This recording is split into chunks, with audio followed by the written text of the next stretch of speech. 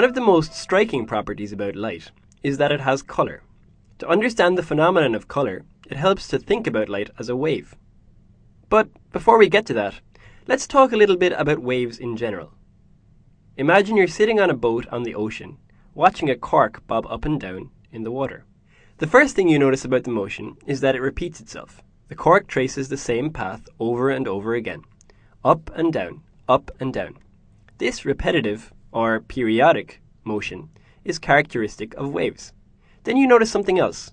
Using a stopwatch, you measure the time it takes for the piece of cork to go from its highest position down to its lowest and then back up again.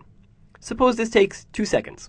To use the physics jargon, you've measured the period of the waves that the cork is bobbing on. That is, how long it takes a wave to go through its full range of motion once.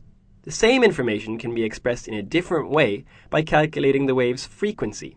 Frequency, as the name suggests, tells you how frequent the waves are. That is, how many of them go by in 1 second. If you know how many seconds one full wave takes, then it's easy to work out how many waves go by in 1 second.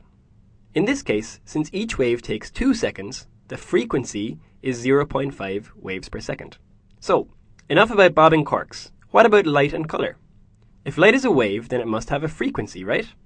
Well, yes it does, and it turns out that we already have a name for the frequency of the light that our eyes detect. It's called colour. That's right, colour is nothing more than a measure of how quickly the light waves are waving.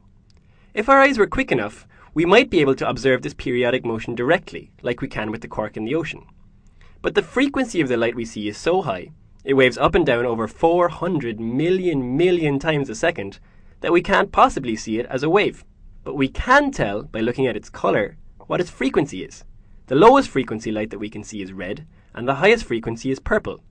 In between, all the other frequencies form a continuous band of colour called the visible spectrum. So, what if you had a yellow pencil sitting on your desk?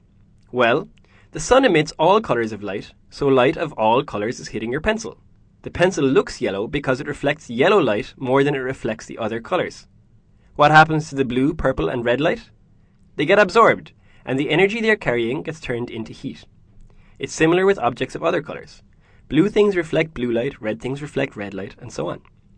White objects reflect all colours of light, while black things do exactly the opposite, and absorb at all frequencies.